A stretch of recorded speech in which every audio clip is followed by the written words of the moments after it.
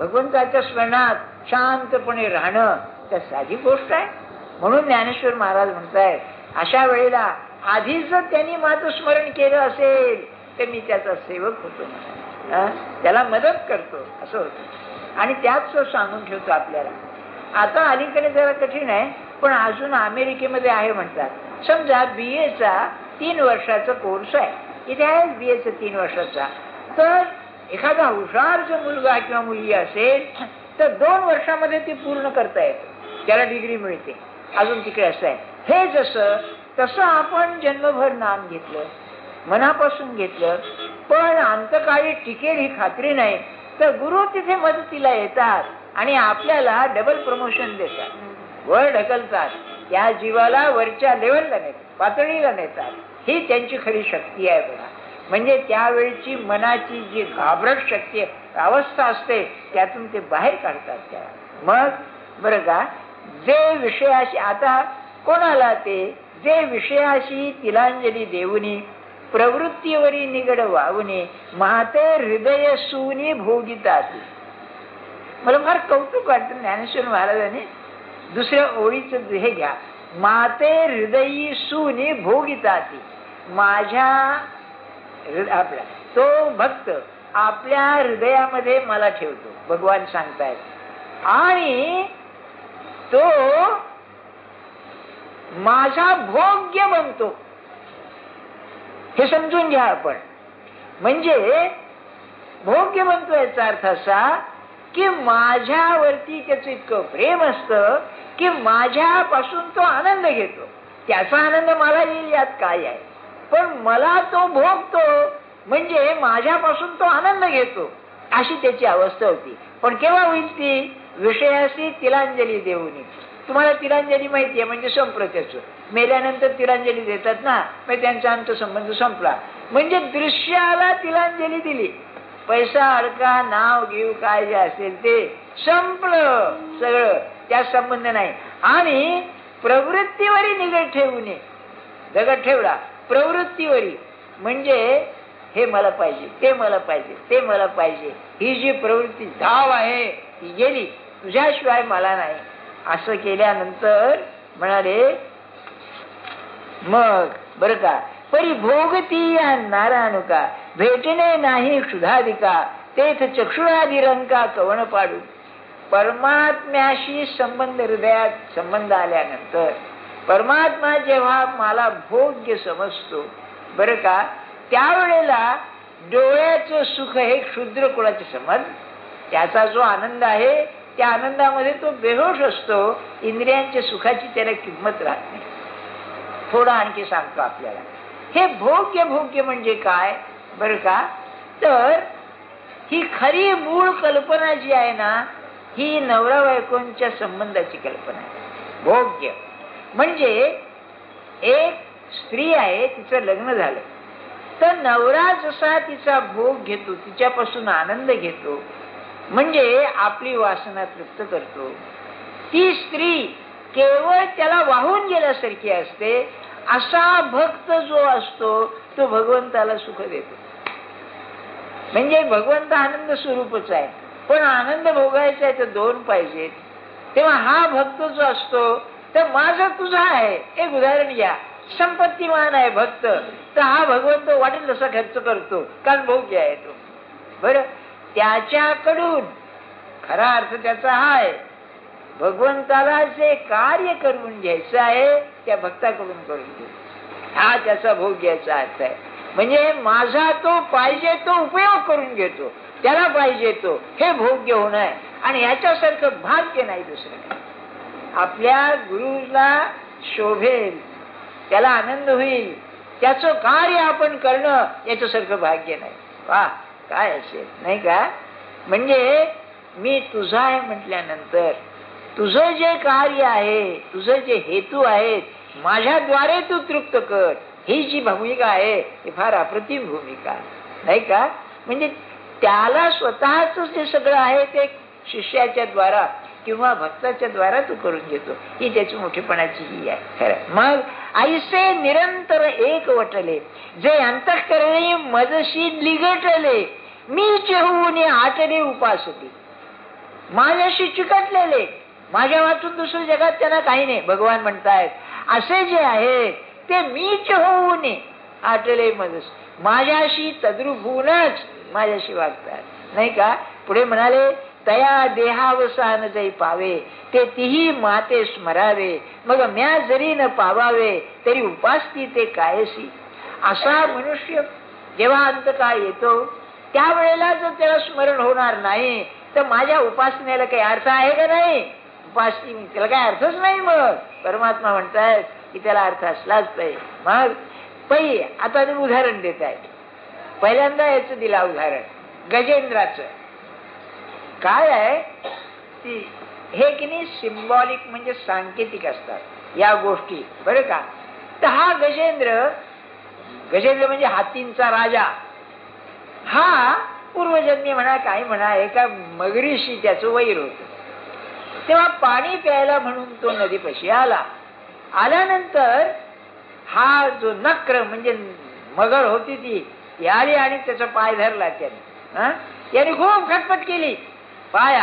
आता हत्तीच तो, पण असं आहे एक संस्कृत वचन आहे सुभाषित, नक्रहा स्वस्थानम आसाद्य, बरं का, गजेंद्रवपी कर्षती. हा जो नक्र आहे तो जो मगर ते पाण्यामध्ये असताना हत्तीला खेचून आणते, बरं का, गजेंद्रवपी कर्षती.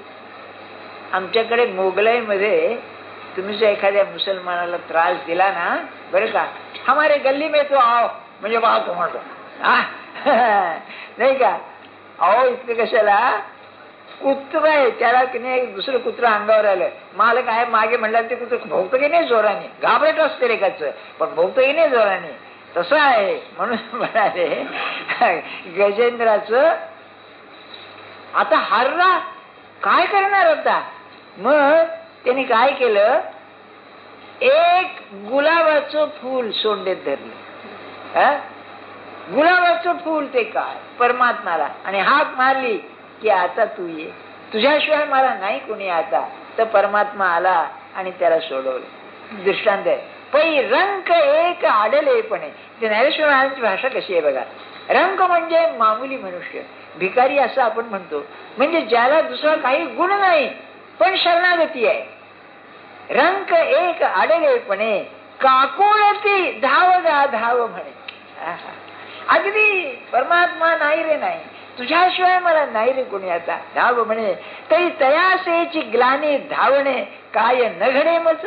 ग्लानी म्हणजे दुःख त्याच, नाही का. ते सूरदासाचं पदच आहे, काय सुंदर पद आहे.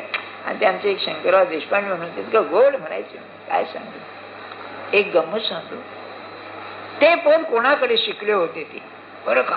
काय आश्चर्य आहे, नरसोबाच्या वाडीला एक वेश्या येत असे, तिला रोग झाला होता, बरं का.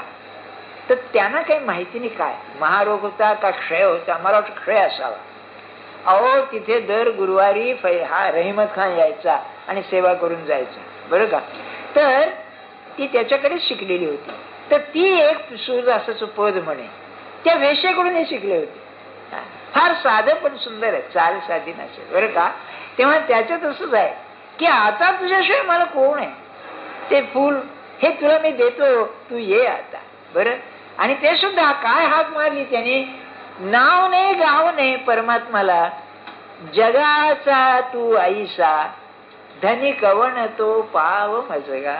कोण तुझ्या विश्वाचा मालक आहेस, तो आता ये मला. म्हणून ज्ञानेश्वर महाराज म्हणताय काकुळती धाव गा धाव म्हणे. तिथे मर्म आहे, लक्षात ठेवा की हात मारतोय परमात्मा, तू आता तुझ्याशिवाय कोण आहे रे मला, नाही का. तू ये आता की तो आला. म्हणून म्हणतायत की माझी जी उपासना आहे, काय सांगायचे ज्ञानेश्वर महाराजांना, फार करण्यापेक्षा प्रेमाने करा. मी तर असं म्हणेन की परमार्थाचा प्राण असेल तर तळमळ हा प्राण आहे. खरं सांगतो आपल्याला. तुकाराम महाराज म्हणाले, नामाचा आठवो कैसा संतांचा पढी यावो. पढी यावं म्हणजे प्रेम, संतांचं प्रेम माझ्यावर राहील. नामाचा आठवो कैसा राहील, नामाची आठवण कशी राहील. आता तळमळ बघा, काय त्यांना पाहिजे होतं? संतांचं प्रेम आणि नामाची आठवण. हेच थोर चिंता लागेली मनास, निद्रेशी नलगे डोळा. अरे काय असेल ही तळमळ आहे. म्हणून म्हणाले काकुळती धावगा धाव म्हणे, तरी तयाची ग्लानी धावणे काय न घडे मज. मग म्हणाले आणि भक्ताही तेची दशा, तरी भक्तीचा सोसू कायसा, म्हणून हा ध्वनी ऐसा न वाखाणावा. बरं, तुला भक्ती पाहिजे ना, ते याच्याशिवाय ते नाही. भक्ताला हीच तळमळ पाहिजे. त्याला की नाही ते 13 कोटी जप कारण वेगळी भानगड नाही. ते काय BA चा कोर्स आहे काय नाही का? 10, 2, 3 असं काही आहे का तिथे? तिथे तळमळ पाहिजे बाबा. नाही तर 10, 2, 3 जन्मभर करीत राहिला तरी पुन्हा परमात्मा जोरच राहील. नाही नाही, तळमळ पाहिजे. तुम्ही मला पाहिजे. साधी गोष्ट आहे. समजा नवरा बायको आहेत, 10 वर्ष लग्नाला मूल नाही आणि पैसा पुष्कळ आहे. मूल व्हावं त्या बाईला किती आतून वाटतं बघा, किती तळमळ लागते. एवढी तरी भगवंताबद्दल लागली पाहिजे ना, नाही का? नाही तर काय. आता दुसरं उदाहरण काय देऊ आणखी, नाही का? किती तळमळीचं आहे आणि किती नाजूक असते आतली बघा, किती छान असतं. तसं तू मला पाहिजेस. आणि दुसरं त्यात तुम्हाला सांगायचं, कोण काय माहिती नाही परमात्मा, पण तू मला ये भेटायला. बरं का? याला एक उत्तम उदाहरण सांगतो. माझी अक्कल नाहीच. महाराज म्हणाले, सहज म्हणाले, का म्हणले मुंबईचं कलेक्टर कोण आहे? काय कळे ना बघा, आम्ही फसलो. अरे मुंबईचं कलेक्टर परमार्थात कशाला, नाही का? म्हणलं मग माहिती नाही कोण आहे मुंबईचं कलेक्टर. पण म्हणले त्याचं नाव माहिती नाही, पण तुम्ही त्याला कार्ड टाकलं बरोबर जाईल का नाही म्हणाले. तसं म्हणाले का चंद्राचं झालं. काय सत्पुरुष महावस्थात असतात बघा. पोचली हात त्याला, नाही का? जगाचा तू ऐसा कोण कोणाला धनी मज पाय. मग फक्त दशा. मग तीही जे वेळी मी स्मरावा, आठवतोस मी आता, ते वेळी स्मरला की पावावा, तो आभारही जीव असा आवयचे ना. म्हणजे म्हणाले त्यांनी माझी आठवण करायची आणि मग मी त्याला पावायचं. इतकं सुद्धा मला सहन होत नाही. परमात्मा म्हणताय ते रिनवई पण देखोनी अंगी, मी आपली याची उत्तीर्णत्व लागी, भक्ताची तनु त्यागी परिचर्या करी. अरे काय ज्ञानेश्वर महाराजचं सांगणं आहे की तो देह सोडू लागला की मी त्याचं ऋण फेडण्याकरता त्याची सेवा करतो म्हणाले. परमात्मा सांभाळतो तो असा. आता पुढचा विषय आहे तर पुढच्या रविवारी सांगेन. पुढचा विषय असा आहे की त्याला आत्मक्लेश होऊ नये म्हणून आत्मज्ञानाचा पिंजरा त्याच्या होती तयार करतो आणि सुखाने त्याला घेऊन जातो. जानकी जीवन स्मरण जय जय राम, रघुपती राघव राजा राम, पतित पावन सीताराम. राम रघुपती राघव राजा राम, पतित पावन सीताराम. राम रघुपती राघव राजा राम, पतित पावन सीताराम.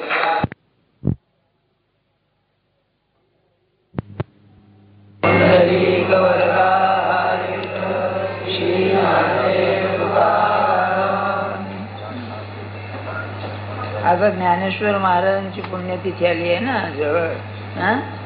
तो असा विषय असा निघालाय बघा. त्यांना काय सांगायचंय, तुमचं जीवन आनंदाने भरून टाका असं सांगायचं. अवघाची संसार सुखाचा करीन, आनंदे भरीन तिन्ही लोक. माझ्या कल्पनेसमोर हा 17-18 वर्षाचा मुलगा येतो आणि असं वाटतं तुम्ही आणि 1685 16 पट जगून सुद्धा जो आनंद मिळाला नाही तो आनंद त्यांच्या जीवनात भरलेला जाऊ द्या हो. तिन्ही लोक आनंदाने भरून टाकीन.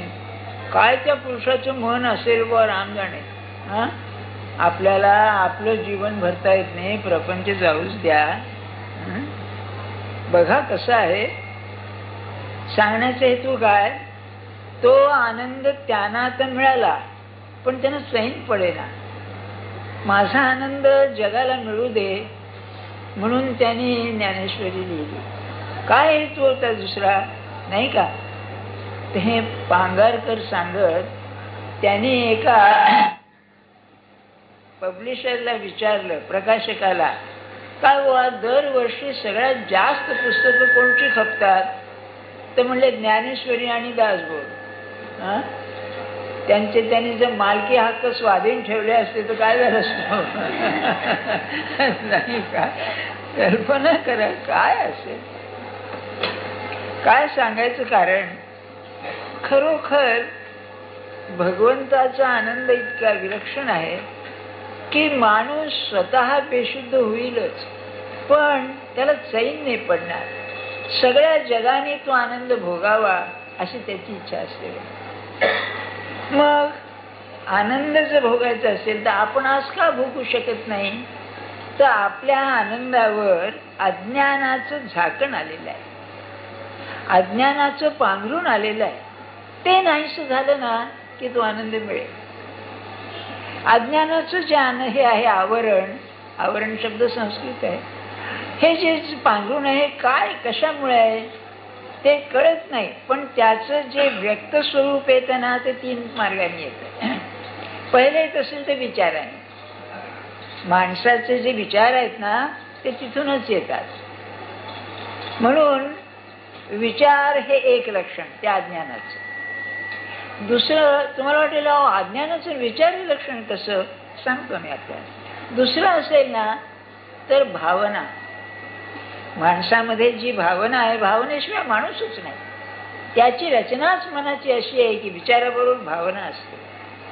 आणि तिसरा असेल तर माणसाला कर्म करण्याची धडपड असते, चैन नाही पडत माणसाला. कारणही आहे बरं का त्याला. हे विश्व जे आहे ना हे कर्मस्वरूप आहे. आपण याला कर्मभूमी म्हणतो ना. तर आज अज्ञान नाहीसं करायला या 3 पैकी एक उपयोगी पडेल. पण ते कसं पाहिजे, त्याला तितकी सीमा आली पाहिजे. पहिलं असेल तर विचार. आपल्याला मी सांगितलं असेल एकदा की आपण जो विचार करतो ना तो अर्धवट करतो. अर्धवट म्हणजे थोडासा बुद्धी वापरतो पण शेवटपर्यंत जात नाही. तर्कशास्त्राचा असा नियम आहे की जेव्हा आपण एखादी विचाराची रचना करतो, त्याला इंग्लिशमध्ये सिलॉजिझम असं म्हणतात बरं का, तेव्हा ती रचना करताना जो आपल्याला निर्णय येतो, कन्क्लुजन म्हणतात त्याला, तो आपण आणत नाही, आपली बुद्धी ढकलते आपल्याला. इंग्लिशमध्ये फार छान आहे ते. इंग्लिशमध्ये युरोपियन लोकांनी तर्कशास्त्राची कमालीची वाढ केलेली आहे बरं का. आपल्याकडे ते 90 न्यायानंतर सगळं थंड झालेलं होतं 14-15 शतकामध्ये. तेव्हा you are driven to the conclusion. तो निर्णय म्हणजे तुम्ही येत नाही, तुमची बुद्धी ढकलते तुम्हाला बरं का. एक उदाहरण घ्या, भारतीय उदाहरण देतो. यत्र यत्र धूमः तत्र तत्र वह्निः. न्यायशास्त्राचं उदाहरण आहे. जेथे तुम्हाला धूर दिसतो तिथे अग्नी असलाच पाहिजे, होय ना. इथे धूर दिसतोय मग अग्नी असलाच पाहिजे. हा अग्नी असलाच पाहिजे हा जो निर्णय आहे, हा जो कन्क्लुजन आहे, तुम्ही आणत नाही, तुमची बुद्धी ढकलते तुम्हाला तिच्या. कारण त्या विचारामध्ये ते जे तुमचा निर्णय अंतर्भूतच असतो. त्याला इंग्लिशमध्ये एंटेल म्हणतात. The conclusion is entailed in the argument बरं का. भानगड काय होते, आपण साध्या व्यवहारामध्ये विचार वापरतो आणि निर्णय घेतो, पण जीवनाविषयी विचार करून निर्णय घेत नाही. म्हणून माणूस जर जीवनावर विचार करील तर बरोबर त्याला परमार्थ साधला पाहिजे. हे मोठे मोठे कादंबरीकार असतात ना, नाटककार काय, कादंबरीकार, लघुलेखक काय बरं का. आता त्याचं ते हे विडंबन झालेलं आहे. हे बक्षीस देतात ना या कादंबऱ्याने आणि यांना, यात काय फारसा अर्थ असत नाही बरं का. पण टॉल्स्टॉयची एक कादंबरी आहे बघा, वॉर अँड पीस, 3 व्हॉल्यूम आहे. त्याचा सिनेमा सुद्धा आहे.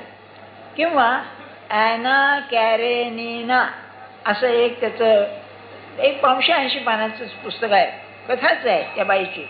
काय जीवनाची त्याच्यामध्ये ही आहे. पण हेही जाऊ द्या, आपल्याकडे महाभारत आहे ना, खरं मूळ भारतच होतं. त्या भारताचं महाभारत झालं. आणि ज्ञानेश्वर महाराजांचं म्हणणं असं आहे की महाभारती जे नाही ते नाही त्रैलोक्य म्हणाले. सुरुवातीला सांगितलंय महाराज, म्हणजे व्यासोच्छिष्टम जगत सर्वम, याचा अर्थ तो आहे. काय जीवनाचं दर्शन आहे.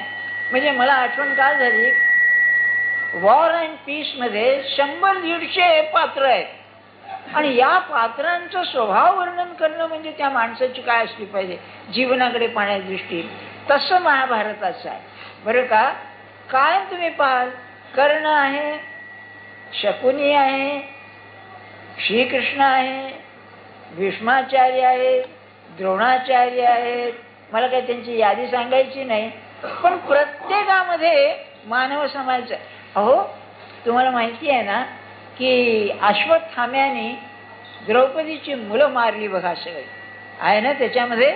आणि त्याला धरून आणला, धरून आणल्यावर त्याला सोडा म्हणली. त्याला काय म्हणाली, माझी मुलं मेली, मला काय दुःख आहे पुत्र वियोगाचं ते कल्पना आहे, त्याच्या आईला कशाला दुःख द्यायचं म्हणाले, तो ते एकटा आहे. म्हणजे व्यासांची प्रतिभा काय असली पाहिजे याची कल्पना करा तुम्ही. संबंध जीवन असा जर आपण जीवनावरती विचार केला तर मोक्ष तुमच्या हाताशी आहे. काय दुसरं आहे.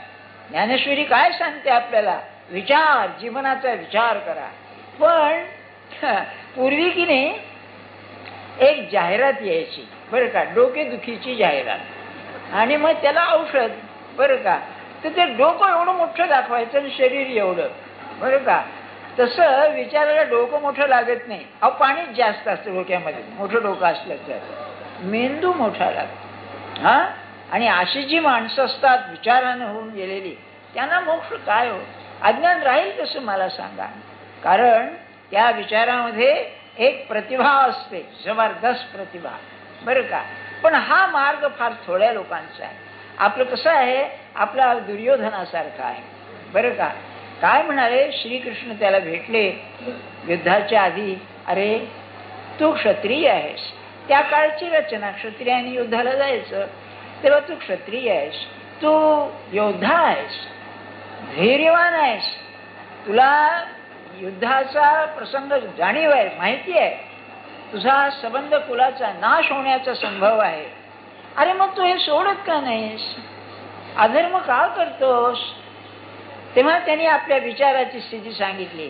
जानामि धर्मम नच मे प्रवृत्ती. काय करू म्हणाला, जानामि अधर्मम नच मे निवृत्ती. मी काय करू मला सांगा म्हणाला. काय बघा किती सुंदर आहे त्याचं वर्णन नाही का. आणि आपल्याला माहिती असेल की तो जेव्हा लपून बसलेला होता तेव्हा त्याला आव्हान केलं, चॅलेंज केला, आणि तो धडपडत आला बाहेर आणि मग त्याला मारला नाही का. ते जाऊ द्या, सांगण्याचा हेतू माझा एवढाच आहे, आपण विचार करतो पण विचारानं वागत नाही साध्या व्यवहारामध्ये सुद्धा. तर मग विचाराने अज्ञान नाहीसं होईल हे म्हणणं खरं नाही. म्हणून महाराजांचं एक वाक्य फार अप्रतिम आहे, आपला विचार सगळा अविचारच असतो म्हणाले. किती सुंदर आहे बघा.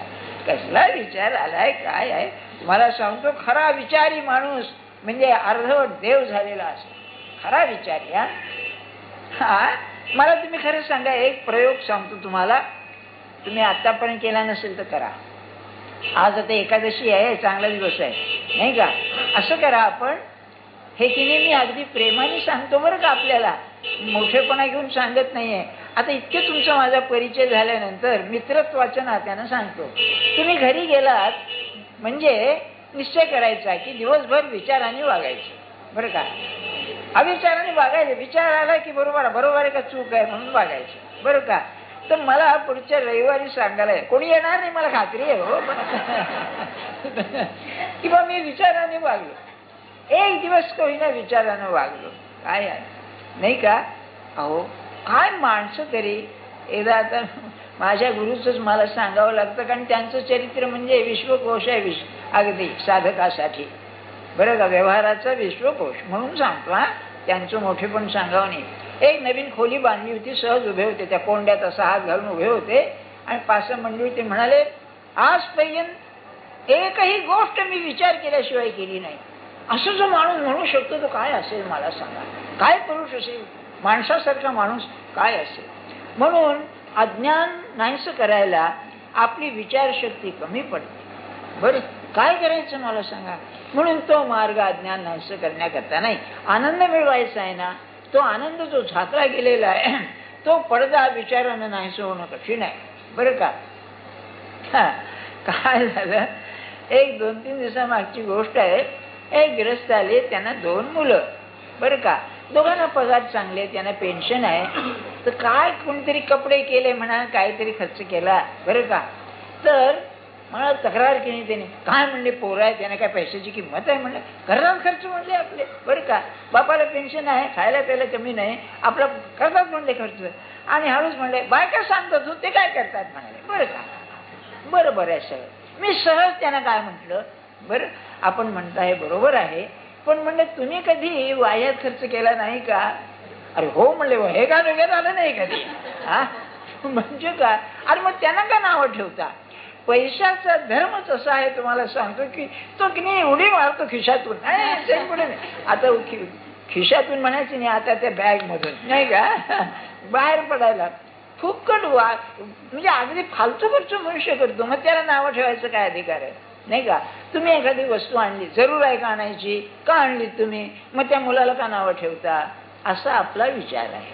हा बरं, सांगण्याचा हेतू काय आपल्याला, की विचाराचा मार्ग आपल्याला नाही. त्या विचारात सुद्धा एक फरक आहे. विवेक आणि विचार यामध्ये अतिशय फरक आहे. विचार आपण ज्याला म्हणतो ही मनाची एक प्रक्रिया आहे, प्रोसेस आहे. काही विचार चालतो आपला. पण विवेक म्हणजे सारासार विचार नाही का. नित्यानित्य विवेक, त्याला आपण विवेक म्हणजे खरं खोटं जे बाजूला करतो आणि खऱ्याच्या बाजूने वागतो, तो विवेक आहे. तर विवेकी माणूस भेटणं म्हणजे दुर्मिळ गोष्ट आहे. बरं, म्हणून तो मार्ग. कर्माचा मार्ग असा आहे की कर्म केल्याशिवाय माणसाला चैनच पडत नाही. पण माणसाच्या कर्माची जी प्रवृत्ती आहे, प्रेरणा आहे, प्रवृत्ती नव्हे प्रेरणा आहे, ती स्वार्थामध्ये आहे. आपली सगळी कर्माची तिने रचना जी आहे ना, मागे वासना असते त्याच्या, ते मला मिळावं. कर्मामध्ये कर्माचा आनंद आपल्याला भोगता येत नाही.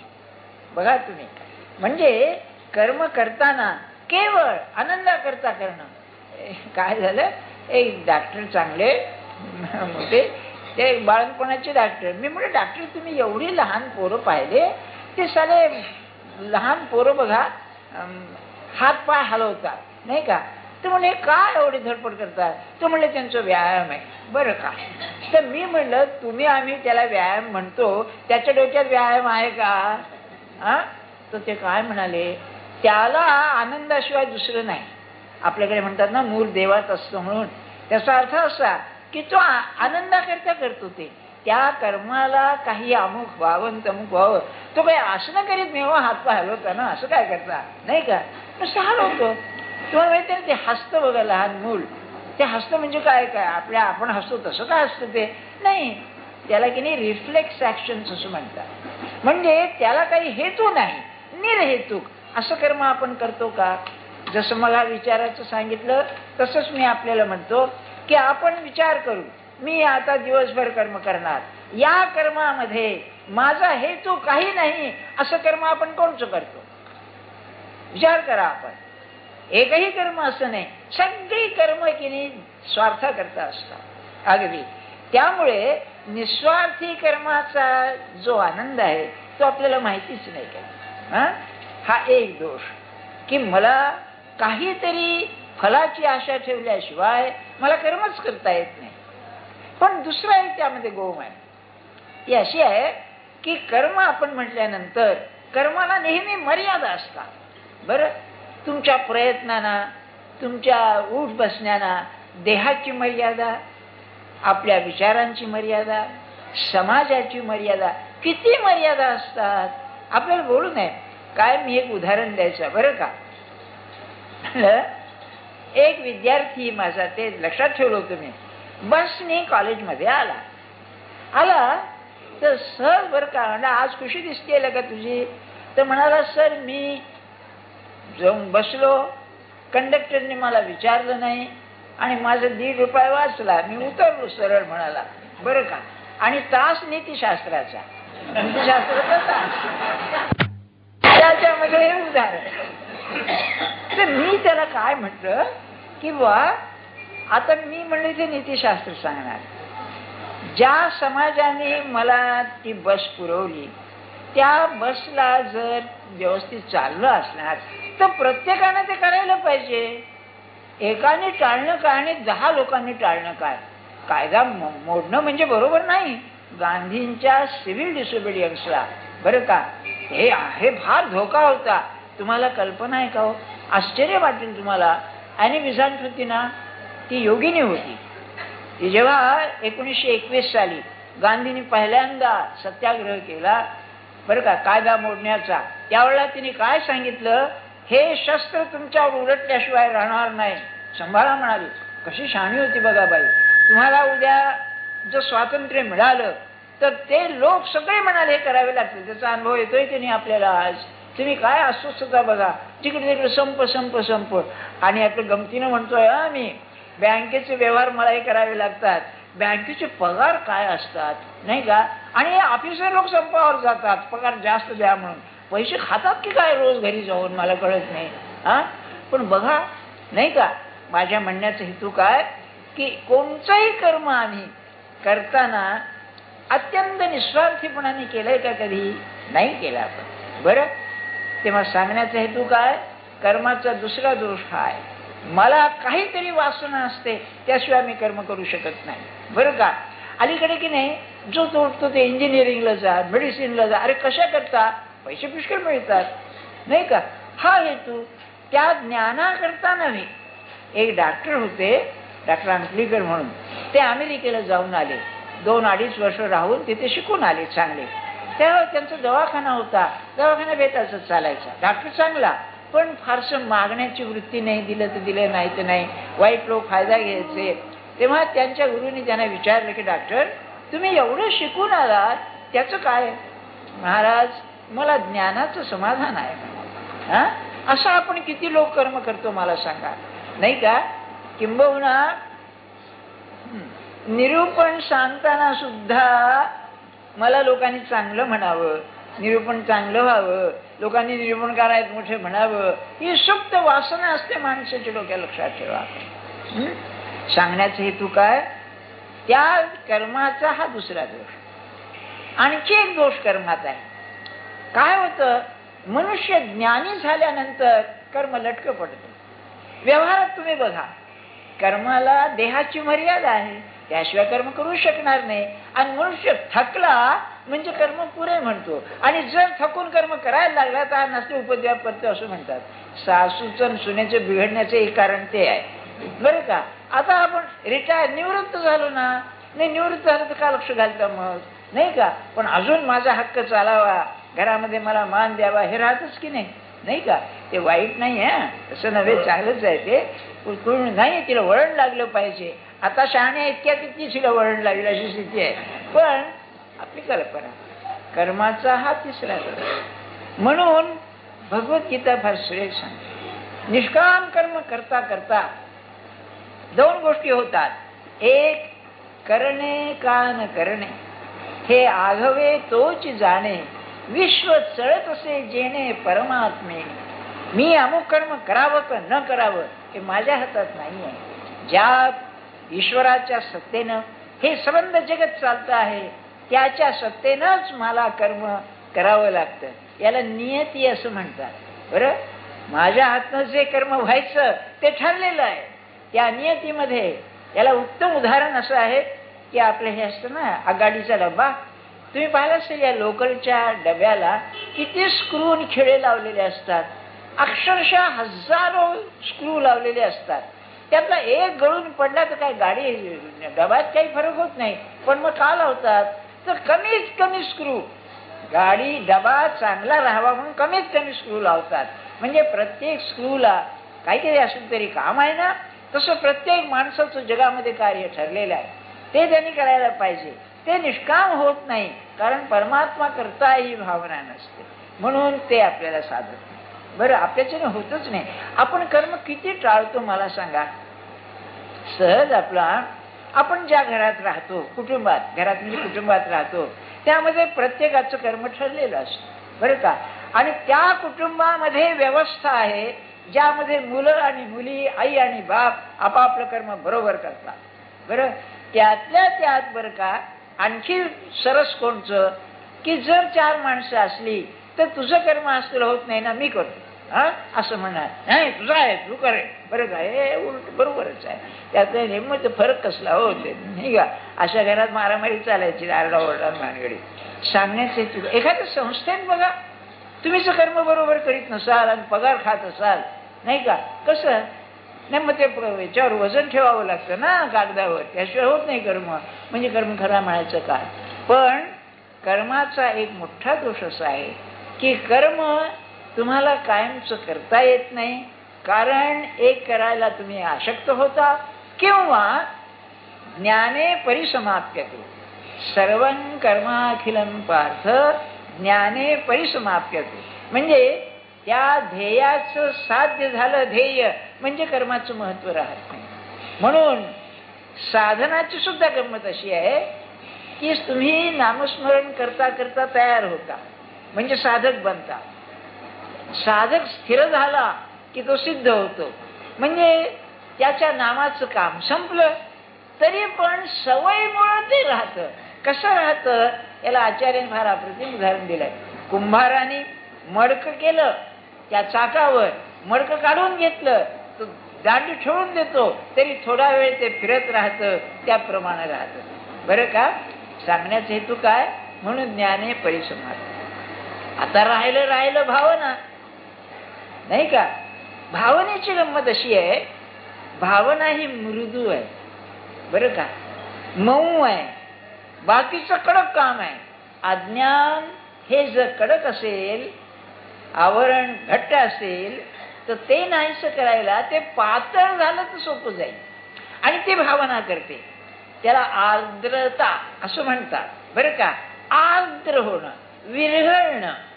आणि भावनेमध्ये माणूस विरघळतो, त्याचं चित्त विरघळतं. विरघळलं की ते बाजूला होऊ शकतं, आणि ते बाजूला झालं की आनंद आला वर, लगेच त्याचं फळ मिळतं त्याला. तर ती भावना पेटवणं माणसाच्या हातात आहे. विचार नाही जमणार. कर्माचं सुद्धा देह थकला, कंटाळा आला, ज्यांच्या बाबतीत करायचं ते जर बरोबर नसले तर ते जातं. पण भावनेचं तसं नाही. भावनेमध्ये गोडी आहे. आता आणखी एक मध्ये सांगून ठेवतो आपल्याला, काय आहे, राग ही एक भावना आहे, भीती ही एक भावना आहे बरं का. तेव्हा समजा रागाचं उदाहरण घ्या. मनुष्याने थकून आला आणि कोणी काय केलं, अरे काय कटकट आहे रे तुझी बरं का. म्हणजे भावना कशी आहे, भावना तुम्ही पेटवली, वाढली की तिचं जे व्यक्त स्वरूप यायचं हे तुमच्या हातात आहे. पुष्कळ वेळेला तुम्ही त्याच्या अधीन जाता. ते का चिडले हो, अहो ऑफिसमधून आले म्हणून चिडले बरं का. म्हणजे क्षम्य मानतो आपण, म्हणजे भावनेच्या अधीन जातो मनुष्य. तसं कर्म आणि विचाराचं नाही.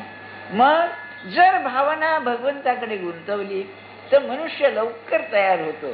यालाच प्रेम आणि भक्ती असं म्हणतात बरं का. भक्ती ही का सार्वजनिक आहे, सोपी आहे, लवकर फळ देणारी आहे, याचं कारण ती आहे ती भावना प्रधान आहे बरं का. मग रागाचं मी सांगितलं ना आपल्याला, माणसाचा राग पेटला म्हणजे एक उदाहरण सांगतो. या ठाण्याला तुरुंग आहे ना, वेड्यांचा तुरुंग आहे, त्याच्यामध्ये एक बाई होती. तर तिचा नवरा असं, ती जयंती बोट होती ना त्यात मेला बघा. एक जुने ऍक्सिडेंट झाला, बोट बुडाली, त्याच्यामध्ये नवरा मेला. ती वेड लागलं तिला आणि तिथे आली. तर ती की नाही संतापायची काय वेळेला. तुम्हाला खरं वाटेल का, त्याचे फोटो मी पाहिलेले आहेत. तर ती संतापली म्हणजे तिला की नाही पिंजऱ्यात ठेवलेली होती, गज असायची त्याला. तर ती ते गज वाकवायची. ही अशी बाई, इतकं तिच्या अंगामध्ये सामर्थ्य यायचं. भावनेचं सामर्थ्य हे फार प्रचंड सामर्थ्य आहे. मनुष्य जेव्हा जाळून घेतो, मनुष्य जेव्हा युद्धामध्ये लढतो, तेव्हा भावना पेटलेली असते, म्हणून सहज कर्म करून जातो. मोठं कर्म करणं हे भावनेचं काम आहे बरं का. रागाचं खरंच असं आहे. मला नेहमी असं वाटतं मी त्यातून गेलेलो म्हणून मला ते अगदी रक्तामध्ये पटलेलं आहे. जर मनुष्य रागावरती स्वामित्व आणील ना आणि त्याला वळण लावेल तर हा म्हणता परमार्थ साधेल. कारण शक्ती आहे ती, दुसरं काय आहे. आपण रागव आणि रागवायला इतकं फालतू कारण चालतं, तुम्हाला काय सांगू. मी असं पाहिलेलं आहे. आम्ही एके ठिकाणी जेवायला गेलो होतो, लहानपणची गोष्ट आहे. जेवायला गेलो होतो तेव्हा त्यांच्या सुनेनी ती कोशिंबीर वाढायची, ती डाव्या बाजूला न वाढता उजव्या बाजूला वाढली. बरं का, असा कायदा आहे म्हणतात पाडण्याचा, किंवा तोंडी लावणं डाव्या बाजूला आणि भाजी जी असेल ती उजव्या बाजूला. ही पद्धतच. यांनी काय याला नियम नाही, काय कायदा केलाय का पार्लमेंटने की डाव्या बाजूला कोशिंबीर वाढली पाहिजे. अहो, त्या माणसाने ज्याच्या घरात झालं पाणी प्यायची पातेली होती ती भिरकावून मारली. रकडत नाही म्हणजे एवढे लोक आले जेवायला, म्हणजे हे काय. बरं का, ते आता मला नंतर वाटायला लागलं की ही जी सामर्थ्य आहे या रागाचं, नाही का, ते जर यांनी भगवंताकडे वळवलं तर काय होईल नाही का. म्हणून भावनेचं फार महत्व आहे. त्यातल्या त्यात तुम्हाला सांगून ठेवतो, रागामध्ये अतिशय शक्ती खर्च होते, फार शक्ती. काळजी आणि राग फार शक्ती खर्च होते. नाथांची ओवी आहे, अंगा येता क्रोधा संग अपवित्र होय सर्वांग. काय सांगावं. ब्रह्मचर्या होय भंग तपसंहार होय क्रोधे. पूर्वी असं असे की तपश्चर्या करू लागला म्हणजे त्याला राग आणण्याकरता प्रयत्न करीत, कारण म्हणजे तपश्चर्याने मिळवलेली शक्ती जावी म्हणून. बरं का, तेव्हा या भावनेला वश करण्याकरता तिचं पोषण करावं लागतं. आणि सहज सांगून ठेवतो, आत्ताच्या आपल्या शिक्षणामध्ये एक जर प्रधान दोष असेल तर आपण बुद्धीचं पोषण करतो, भावनेचं पोषण करीत नाही. त्यामुळे समाजामध्ये सुशिक्षित लोक पुष्कळ, परंतु कोरडे, त्यांना की नाही ओलावा नाही प्रेमाचा, अशी स्थिती झालेली आहे. नाही, मालकाचं त्याच्या दासाबद्दल प्रेम नाही, घरामध्ये आईबापाबद्दल मुलांचं प्रेम नाही, मुलाविषयी आईबापांचं प्रेम नाही. तुम्हाला माहिती आहे ना, पाश्चात्य काही देशामध्ये बॅटरिंग म्हणतात त्याला. आईबापांना सिनेमाला जायचं तर त्या पोराला 2-3 वर्षाच्या घरात एकटं सोडून जातात, आणि एका ठिकाणी त्या पोराला भूक लागली तर भिंतीचा चुना चाटला त्याने, त्यात ते पोर मेलं. बरं का, आता याला काय म्हणाल तुम्ही, नाही का.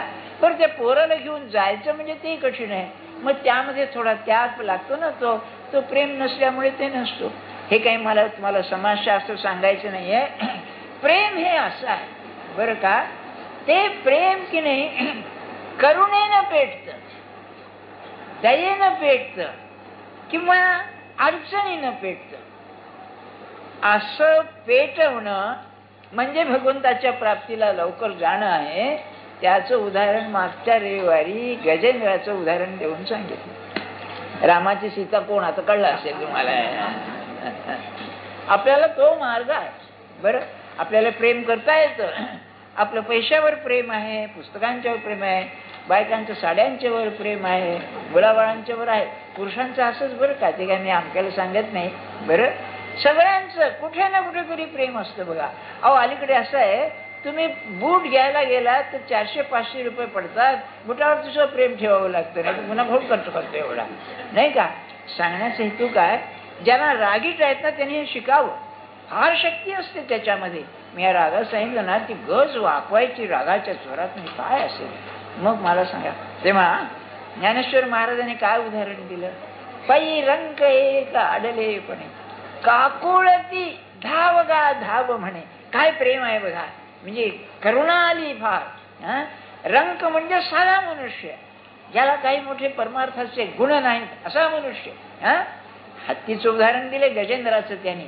तेव्हा रंक एक आडलेपणे तर नाही, तुझ्याशिवाय नाही आडला आता. बरं का, याचं एक उदाहरण सांगतो आपल्याला, प्रत्यक्ष झालेलं उदाहरण. एक नवरा बायको होते आणि ते बाजाराला, जुन्या पद्धतीने बाजाराला, ते गाव 4-6 मैलावर दूर. संध्याकाळची वेळ झाली, बाजारात घेता घेता तेव्हा त्याने विचार केला, ब कसं जायचं रात्री एकटं आपण, तर आपण असं करू, आपण इथे राहू धर्मशाळेत आणि सकाळी जाऊ. तेवढ्यात 3 चोर आले, बदमाश लोक. ते आणि कोण तुम्ही, काय तुम्ही, आम्हाला जायचंय म्हणले त्याच गावाला, आम्हाला जायचंय, तुम्ही चला म्हणले, काही करू नका तुम्ही बरं का. तर नवरा कबूल झाला. बाईला संशय आला. तेव्हा बाई काय म्हणाली, पण कसं करावं, काय करावं. तर त्यातला एक